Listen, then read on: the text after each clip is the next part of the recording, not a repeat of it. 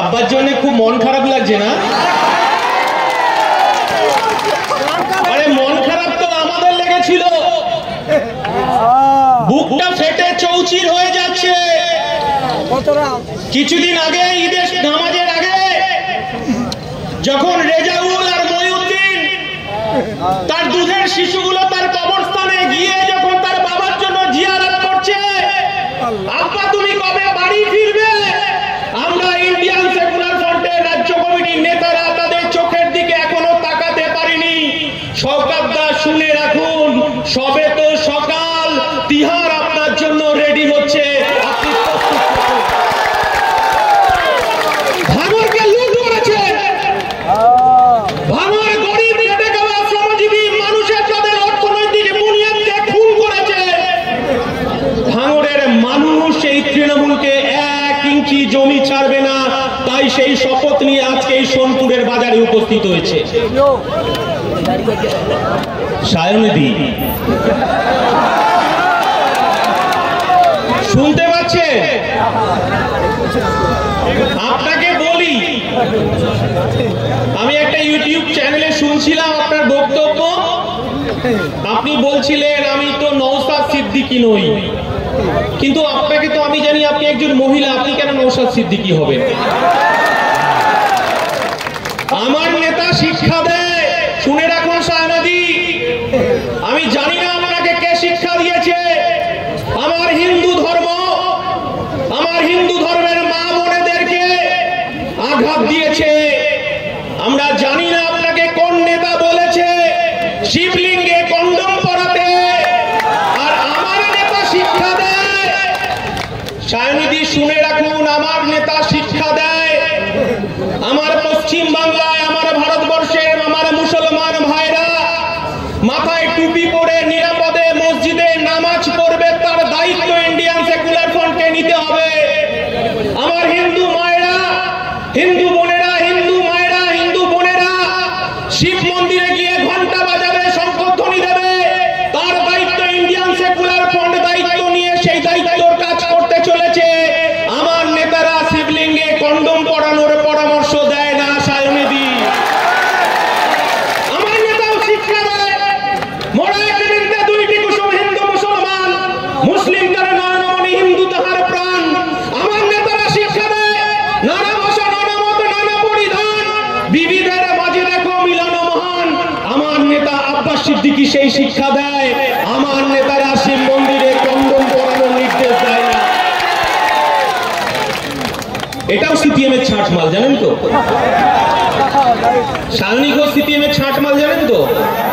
যে ক্ষমা করবেন, মাল বলে ফেললাম, এটাও সিপিএম এর ছাঁট। কারণ বলছি, আমার নেতারা কোন ধর্মে আঘাত আসবে এইরকম শিক্ষা আমাদেরকে দেয়নি, আর আগামী দিনে আমাদেরকেও দেবে না। এবং সায়নিধি আপনাকে বলি, মিমি আর আপনি, আপনাদের মধ্যে কোনো পার্থক্য নেই। আমরা ইন্ডিয়ান সেকুলার ফ্রন্ট আপনার সম্পর্কে কোনো মন্তব্য করব না। আপনার দলের রাজ্যসভার সাংসদ মানস ভুঁইয়া মেদিনীপুরের সভায় বলে দিয়েছে, আমরা বলবো না সায়নী, তাই আপনাকে বলবো 1 তারিখের মানুষ শুধুমাত্র এই ভাঙড়ের মানুষ খাম ছাড়া আর কোথাও ভোট দেবে না। শওকত মোল্লা, আপনি শুনে রাখুন। আসলে আমি কিছুদিন খুব অসুস্থতার মধ্যে চলছে আর কি। আপনারা জানেন 42 দিন জেল খেটেছিলাম।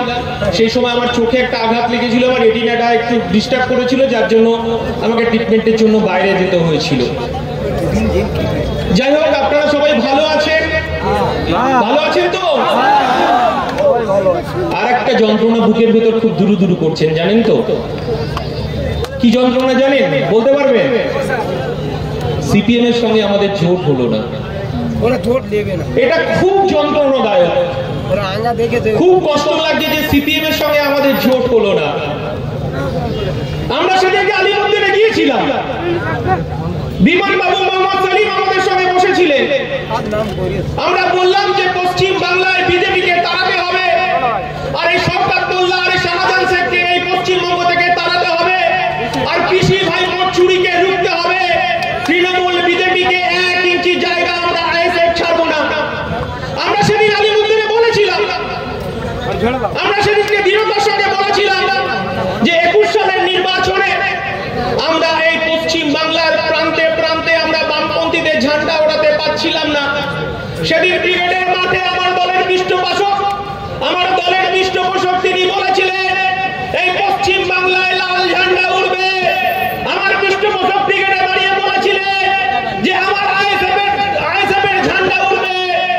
আমরা সেদিনকে বুক চিতিয়ে মহল্লায় মহল্লায় লাল ঝান্ডা উড়িয়েছিলাম, মহল্লায় মহল্লায় আমরা আমাদের আইএসএফ এর ঝান্ডা উড়িয়েছিলাম।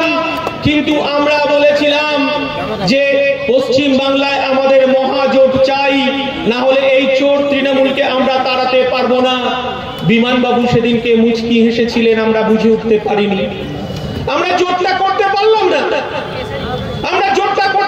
না, আমরা বলেছিলাম এই পশ্চিম বাংলার মানুষ আওয়াজ তুলছে। 42টা লোকসভা নির্বাচন ক্ষেত্র থেকে আমাদের কাছে দাবি আসছে যে আমাদেরকে লোকসভার ক্যান্ডিডেট দিতে হবে। আমরা বললাম 21 সালে আমরা মহাজোট করেছিলাম বিজেপি এবং তৃণমূলকে তাড়ানোর জন্য। আমরা আলিমুদ্দিনে যাচ্ছি, বিমান বাবুদের সঙ্গে কথা হচ্ছে, আমরা আবার মহাজোট করে সংযুক্ত মোর্চা করে আমরা লড়াই করব। আমরা সেদিনকে 24টা আসন চেয়েছিলাম। হয়তো মানুষের আবেগ, হয়তো আমার কর্মীদের আবেগটা সেদিনকে আলিমুদ্দিনে বলেছিলাম, তারপরে 21টা বলেছিলাম, তারপরে 18টা বলেছিলাম, তারপরে 12টা বলেছিলাম, তারপরে 7খানা বলেছিলাম। বিমানবাবু বললেন মথুরাপুর আর উলুবেড়িয়া ছাড়া আর কোথায় নির্বাচনে লড়ার জন্য আইএসএফ কে সিট ছাড়া যাবে না। আর বললেন বারাসাতে লড়তে পারো, কিন্তু ফরওয়ার্ড ব্লকের সঙ্গে আমরা কথা বলতে পারবো না। আমরা সেদিন মনে মনে ভাবলাম যে আমরা যে মহাজোট করেছিলাম, আমরা যে সংযুক্ত মোর্চা করেছিলাম, আমরা বিজেপিকে আমরা রুখতে চাই, আমরা তৃণমূলকে পশ্চিমবঙ্গ থেকে তাড়াতে চাই। আমাদের যদি শুধুমাত্র মথুরাপুর আর উলুবেড়িয়া যদি দেয়া হয় তাহলে কি আইএসএফটাকে আমরা তুলে দেব। সেদিন আমরা সিদ্ধান্ত নিয়েছিলাম যে পশ্চিমবঙ্গের মানুষের উপর আমাদের দায়িত্ব তুলে দেব। পশ্চিমবঙ্গের মানুষ নির্বাচন করবে 2024 সালে বিজেপিকে রক্ষার জন্য, তৃণমূলকে রক্ষার জন্য। যদি তোরা ডাক শুনে কেউ না আসে তবে একলা চলো রে, আইএসএফ আমরা একলা পথেই হাঁটছি এবং একলা পথেই যাচ্ছি। তালাক এখনো আমরা দিইনি, এখনো বামপন্থীদের সঙ্গে তালাক আমাদের হয়নি। সৃজন আমার ভালো বন্ধু, শিক্ষিত ছেলে, সৃজনের জন্য কষ্ট হচ্ছে, কিন্তু বিমান বাবুদের জন্য আমার পার্টিটাকে আলমারিতে তুলে রাখতে পারলাম না। তাই নূরে আলমকে 1 তারিখে খাম চিহ্ন ভোট দিয়ে পার্লামেন্টে খাম চিহ্নকে পাঠাতে হবে। সেই দায়িত্ব ভাঙরবাসীকে দায়িত্ব নিতে হবে। শওকত মোল্লা, আপনাকে বলে রাখি 2026 সালে ইন্ডিয়ান সেকুলার ফ্রন্ট বলছে এই ভাঙরে আপনার যদি ক্ষমতা থাকে নওশাদের বিরুদ্ধে একবার দাঁড়িয়ে দেখুন, জলকে জল আর পানিকে পানি ভাঙরের মানুষ বুঝিয়ে দেবে। যে কথাটা বলতে চাইছিলাম, পশ্চিমবাংলার যে ভয়ানক অবস্থা, যে ভয়ানক পরিস্থিতি চলছে, তৃণমূল আর বিজেপির বাইনারি পলিটিক্স। তারা বলছে একদিকে হিন্দু একদিকে মুসলমান, এই করতে চাইছে, হিন্দু মুসলমানের দাঙ্গা লাগাতে চাইছে তৃণমূল বিজেপি। আমরা বলতে চাইছি যে আমাদের সজাগ ভাবে থাকতে হবে। আমাদের এই 1 তারিখের যে নির্বাচন আছে, 1 তারিখের নির্বাচন আগে অনেক আমাদের প্ররোচনা দেবে। 1993 সালে ফিরে যান, সেদিন পশ্চিম বাংলার মুখ্যমন্ত্রী ছিলেন জ্যোতি বসু। সেদিন আমরা দেখেছিলাম উত্তরপ্রদেশে বাবরি মসজিদ ধ্বংস করেছিল এই বিজেপি। সেদিন এই পশ্চিম বাংলায় একটাও সাম্প্রদায়িক দাঙ্গা হতে দেয়নি। এই ভাঙড়ের আমার যারা চাচারা আছেন, যারা কাকারা আছেন, যারা আমার কাকিমারা আছেন, তারা জানেন যে আমার মুসলমান ভাইরা, আমার মুসলমান চাচারা মাথায় টুপি পরে মন্দিরকে পাহারা দিয়েছিল, আর আমার হিন্দু ভাইরা সেদিন মসজিদকে পাহারা দিয়েছিল। এটাই পশ্চিমবঙ্গ, এটাই আমাদের সাম্প্রদায়িক সম্প্রীতি। এই শিক্ষাই আমাদের আব্বাস সিদ্দিকী দেয়। শিবলিঙ্গে কন্ডম পরানোর শিক্ষা আমাদেরকে আব্বাস সিদ্দিকী দেয় না। বলছি এই কারণে, ধর্ম আমাদের কাছে আবেগ, ধর্ম আমাদের কাছে বিশ্বাস, ধর্ম আমাদের কাছে ভরসা। সেই ভরসার জায়গায় জায়গায় এই একটা হিন্দু সম্প্রদায়ের আমার ভাবাবেগকে আঘাত করেছে সায়নী ঘোষের এই কাণ্ডকলাপ। তাই আমরা ইন্ডিয়ান সেকুলার ফ্রন্ট, যারা আমরা যে ধর্মের মানুষই হোক না কেন, আমরা এই 1 তারিখের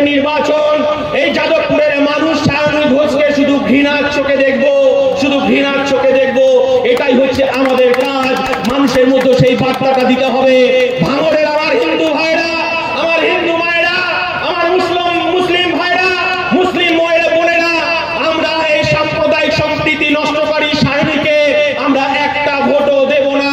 তাই নূরে আলমকে আমরা খাম চিহ্নে ভোট দিয়ে, আমাদের ছোট ভাই খাম চিহ্নে ভোট দিয়ে বিপুল ভোটে জয়যুক্ত করবে। আমরা দেখেছি স্বাধীনতার পর থেকে এই ভাঙড়ের মানুষ তারা শুধু ফুটবলের মতো ব্যবহার হয়েছে। আপনারা অনেকে বার পার্লামেন্টে পাঠিয়েছেন সাংসদদের, কিন্তু ভাঙড়বাসী কি পেয়েছে? ভাঙড়বাসীকে উপহার দিয়েছে তৃণমূল কংগ্রেস, আর আবুলকে উপহার দিয়েছে, শওকত মোল্লাকে উপহার দিয়েছে, শাহজাহান শেখকে উপহার দিয়েছে। এছাড়া বোম গুলি ছাড়া এই ভাঙড়ের মানুষ কিছু পায় না। আমরা ইন্ডিয়ান সেকুলার ফ্রন্ট কথা দিচ্ছি, একবার খাম চিহ্ন যদি পার্লামেন্টে পৌঁছায়, আমরা ভাঙড়ের মানুষের প্রকৃত অধিকারের কথা পার্লামেন্টে নূরে আলমকে দিয়ে আমরা পাঠাবো। এটা আমরা কথা দিচ্ছি ভাঙড়ের মানুষের কাছে। আমরা কি দেখছি? একটা ভয়ঙ্কর শক্তি মাথাচাড়া দিয়েছে। আমরা বলি মুকুল রায় কি বলে গেছে? মুকুল রায় সিবিআই ইডির ভয়ে এখন পাগলামি করছে, পাগলা সেজে রয়েছে। যদি তার সত্যি সত্যি সুস্থতা মানে অসুস্থতা হয়, আমরা ইন্ডিয়ান সেকুলার ফ্রন্ট সেই শিক্ষা দিয়েছে যে তিনি দ্রুত সুস্থ হয়ে রাজনীতির ময়দানে আসুক, কারণ সারদার নারদার সমস্ত টাকার হদিশ মুকুল রায় দিতে পারবে। তাই এই মঞ্চ থেকে আমরা দ্রুত সুস্থতা কামনা করি। মুকুল রায় ছিলেন সেকেন্ড ইন কমান্ড। তিনি বলে দিয়েছেন, যাহাই বিজেপি তাহাই তৃণমূল, যাহাই তৃণমূল তাহাই বিজেপি। আপনারা নিশ্চয়ই জানেন মমতা বন্দ্যোপাধ্যায়ের কানুন বৈশাখীকে নিয়ে মাঝে মধ্যে হিন্দি গানের ড্যান্সও দিচ্ছে আজকাল। শোভন বৈশাখীকে জানেন নিশ্চয়ই, তিনি কখন বিজেপি কখন তৃণমূল বোঝা মুশকিল। আমরা অর্জুন সিং হতে পারবো না যে অর্জুন সিং যখন বিজেপিতে গেলেন, বিজেপিতে গিয়ে এই পশ্চিম বাংলার এই ভারতবর্ষের ঐতিহ্যকে নষ্ট করলেন, যাতে আমার মুসলমান ভাইরা, আমরা যারা হিন্দু ঘরের ছেলে মেয়েরা ভোরের বেলা পরীক্ষার আগের দিন আমাদের পড়াশোনা করতে হয়। আমার মা রাত্রিবেলা যখন ঘুমোতে যাওয়ার আগে ঠাকুরকে প্রণাম করে আমার মা বাবা বলে দেয় যে কালকে কিন্তু তোর ইতিহাস পরীক্ষা, যখন আজান বাজবে তখন তোকে ঘুম থেকে উঠে পড়তে হবে। এটাই সম্প্রীতির বাংলা। আমার মা যখন শুতে যায়, যখন শিব ঠাকুরকে নমস্কার করে আর আমাকে বলে দেয় ভোরের আজানের আগে উঠে পড়তে হবে, বই পড়তে হবে। আর এই অর্জুন সিং যখন তৃণমূল ছেড়ে বিজেপিতে গেল, তখন সুপ্রিম কোর্টে মামলা করলো, তাদের নাকি ঘুম নষ্ট হয়, আজান বন্ধ করতে হবে। জানি না আবার কি হলো, আবার তৃণমূলে চলে এলো। আবার তৃণমূল যখন তখন ব্যারাকপুরের টিকিট দিল না, আবার বিজেপিতে গিয়ে জানি না কি জাদু আছে। বাবুল সুপ্রিয়র কথা আপনারা জানেন তো? বাবুল সুপ্রিয়, ওর গানটা একটু বাজাবেন, মাঝে মধ্যে একটু বাজাবেন। ওর গানটা শুনেন তো, এই তৃণমূল আর না, এই তৃণমূল আর না।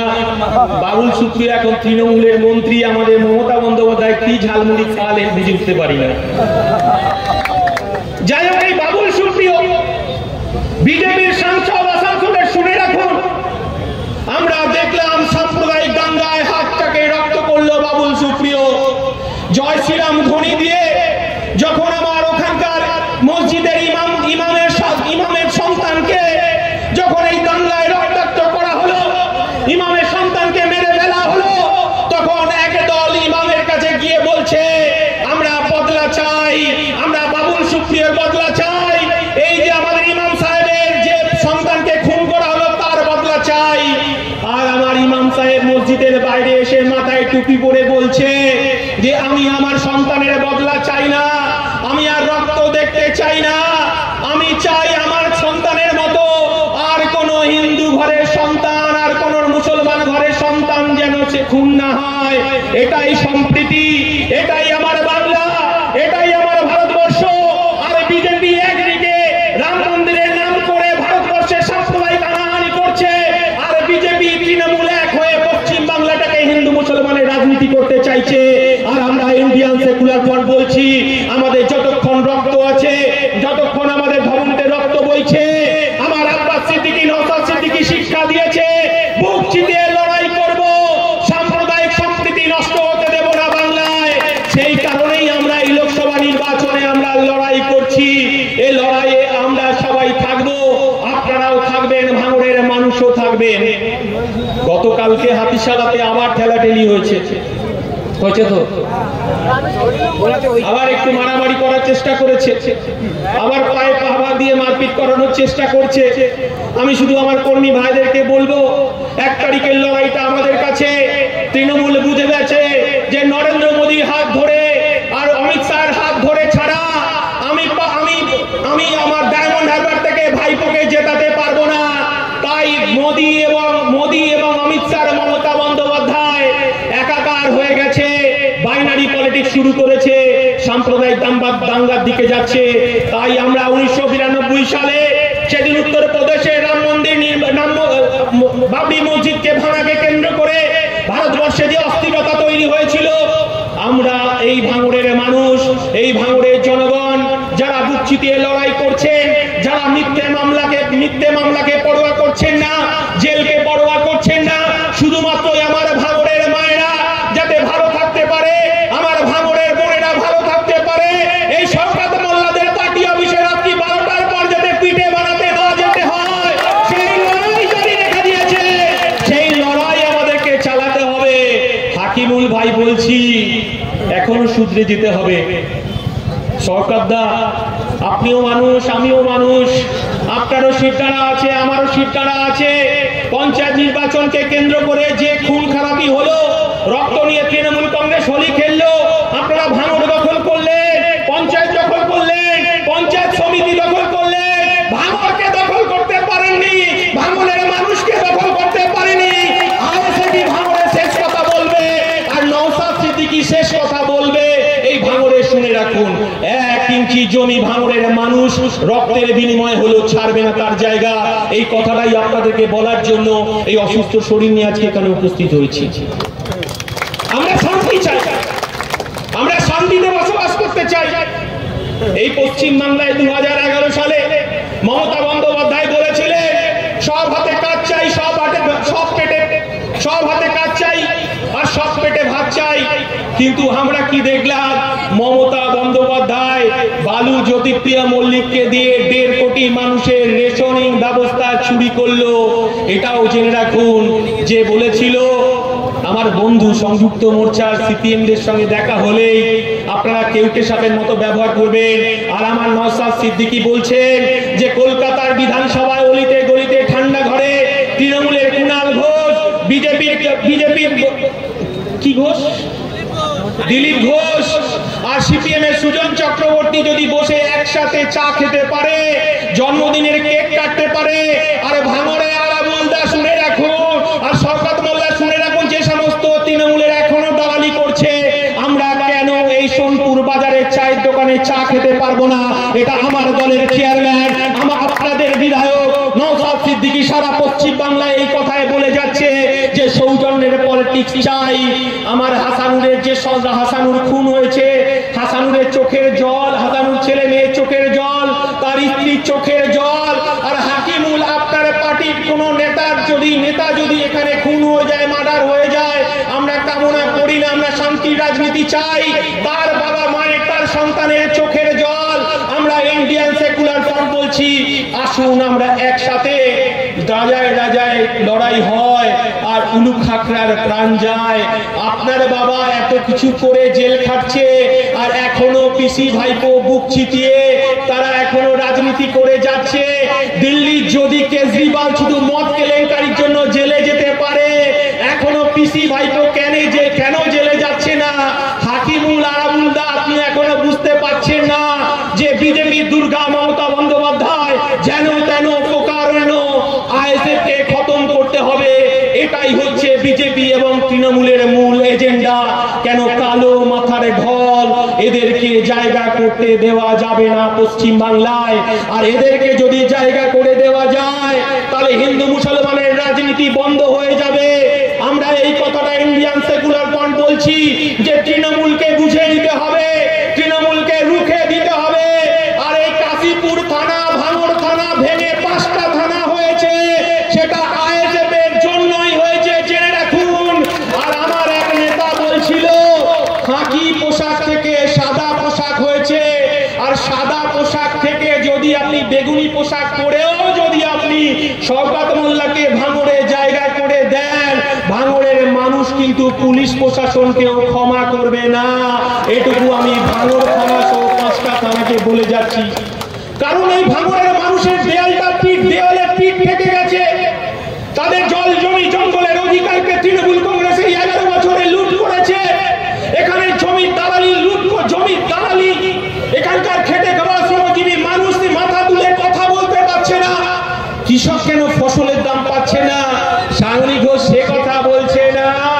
কৃষক কেন ফসলের দাম পাচ্ছে না, সায়নী ঘোষ সে কথা বলছে না। সারের দাম কেন বৃদ্ধি পেল সে কথা বলছে না। আমার 26,000 আমার বেকার যুবকরা, তাদের চাকরি কেন বাতিল হয়ে গেল সে কথা আরাবুল সরকারদার সায়নী ঘোষ বলছে না। যে স্টেজেই যাচ্ছে সায়নী ঘোষ বলছে দে পাল তুলে দে, দে পাল তুলে দে। ভাঙড়ের মানুষের কাছে বলছি 1 তারিখে আমরা বলছি ইভিএম এর পাল্টা তুলে খাম চিহ্ন দেখবেন আর চুপচাপ খামে চাপ মারবেন।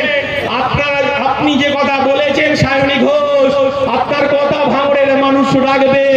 দে পাল তুলে দে, দে পাল তুলে দে। আর ভাঙড়ের মায়েরা বলছে আপনার উত্তর আপনাদের রাজ্যসভার সাংসদ দিয়ে দিয়েছে। 4 তারিখের পর আপনাদের সাংসদ মানুষ ভূঁইয়া বলে দিয়েছে আমি আর ওই খারাপ কথা বলতে চাইছি না, ভাঙড়ের মানুষ দে পাল তুলে দে, এটাই করবে। যে কথা বলতে যাচ্ছিলাম, আমার অনেক ছোট ছোট নেতারা আছে, তাদের জন্য অনেক গর্ব হয়। 42 দিন, 43 দিন, 80 দিন, 83 দিন জেল খেটেছে। এই মঞ্চে আমার অনেক ভাইরা হয়তো তাদের ক্ষোভ, যন্ত্রণা, বেদনা, পুলিশের মার থেকে তারা হয়তো কিছু কটু কথা বলে ফেলে। আমরা পার্টির অভিভাবক হিসাবে তাদের কটু কথাকে আমরা সমর্থন করি না। ভাঙড়বাসীকে বলবো তাদের যন্ত্রণা আপনারা জানেন যে এই এখানকার যিনি এসপি ছিলেন তাদের নাম দিয়েছিলেন ভালোবেসে বোধহয় পুষ্পা, তাই না? পুষ্পা যখন এই ভাঙড়ের নির্বাচনকে কেন্দ্র করে যখন আমার 3 জনের তরতাজা প্রাণ চলে গেল, তখন ভাঙড়ের পুলিশ আর কাশীপুর থানার পুলিশ, বারুইপুর থানার পুলিশ অন্য হয়ে পঞ্চায়েত সমিতিতে নির্বাচিত হয়েছে আমাদের ওহিদুলকে বলছে সন্ত্রাসবাদী। ওহিদুলকে হন্য হয়ে সারা পশ্চিমবঙ্গে ঘুরছে। আমি পার্টির জেনারেল সেক্রেটারি হিসেবে যখন আমাদের ওহিদুল হাউ করে কাঁদছে, দাদা পুলিশ গিয়ে আমার ছোট ছোট দুধের বাচ্চাগুলোকে মারছে, আমার বউকে, মহিলা পুলিশ নয় পুরুষ পুলিশ গিয়ে আমার বাবা মাকে মারছে, আমার বউকে মারছে, দাদা আমি কি করব, আমি রাস্তায় রাস্তায় ঘুরে বেড়াবো। আমি তখন বললাম আমি পার্টির জেনারেল সেক্রেটারি হিসাবে তুমি কেন এই বর্ষা বাদলের দিনে রাস্তায় রাস্তায় ঘুরবে? আমার একটা দায়বদ্ধতা আছে, আমার কর্মীদেরকে আত্মরক্ষা করানোর জন্য দায়বদ্ধতা আছে। পুলিশ তোমাকে সন্ত্রাসবাদী সাজাক, কিন্তু তুমি আমার বাড়িতে যাবে, আমার বাড়িতে দুমুঠো ভাত খেয়ে তুমি নিদ্রায় ঘুমোবে। কিন্তু পুলিশ প্রশাসন শয়ে পুলিশ সেদিনকে ওহিদুলকে আমার বাড়ি থেকে অ্যারেস্ট করে নিয়ে এসেছিল। সেদিন আমি বারুইপুর থানার পুলিশকে বলেছিলাম আমাদের কাছে খবর ছিল পুলিশের সবাই তো খারাপ নয়, পুলিশের একটা অংশ ভালো। আমাদের কাছে খবর ছিল যে ওহিদুলকে হয়তো এনকাউন্টার করে দিতে পারে। সেদিন বারুইপুর থানার পুলিশের কাছে দৃঢ়তার সঙ্গে বলেছিলাম আপনি ওহিদুলকে জীবিত নিয়ে যাচ্ছেন না মৃত নিয়ে যাচ্ছেন, আপনি লিখে দিয়ে যান। ওহিদুলের সঙ্গে আপনি কি নিয়ে যাচ্ছেন? পিস্তল নিয়ে যাচ্ছেন না বোম নিয়ে যাচ্ছেন? আপনাকে লিখে দিয়ে যেতে হবে, না হলে আমাকে সঙ্গে করে নিয়ে যেতে হবে। সেদিন বারুইপুর থানায় দৃঢ়তার সঙ্গে বলেছিলাম 1 ঘন্টা পুলিশের সঙ্গে লড়াই করে সাদা খাতায় লিখে দিয়ে আসতে হয়েছিল, তারপরে ওহিদুলকে আমি ছেড়েছিলাম। আর আমার মাননীয় এসপি খাকি পোশাক পরে যখন তাকে জেরা করা হচ্ছে, 10 দিনের যখন পিসি দেওয়া হচ্ছে, ওহিদুলের বুকে পা দিয়ে তার হিলতলা জুতোর তার বুকের ওপর দোলা দিচ্ছে আর বলছে বল নওশাদ সিদ্দিকী তোকে অস্ত্র দিয়েছে, বল বিশ্বজিৎ মাইতি তোকে অস্ত্র দিয়েছে। বলছে এই শিক্ষা আমার নেতারা দেয় না। ওহিদুল বলছে আমার প্রাণ চলে যাবে, আমাকে মেরে ফেলবে, তবু আমি বলবো না বিশ্বজিৎ মাইতি নওশাদ সিদ্দিকীকে আমাকে অস্ত্র তুলে দিয়েছে, কারণ সেই শিক্ষা আমার নেতা দেয় না। আমার নেতা দিয়েছে নানা ভাষা, নানা মত, নানা পরিধান, বিবিরের মাঝে দেখো মিলানো মহান। আমাকে এই শিক্ষা দিয়েছে, আমাকে অস্ত্র তুলে দেওয়ার শিক্ষা দেয়নি। আমার নেতা শিক্ষা দিয়েছে 5 টাকার কলম, এই 5 টাকার কলম দিয়েই আমাদেরকে লড়াই করতে হবে। আমার ভাঙড়ের আদিবাসী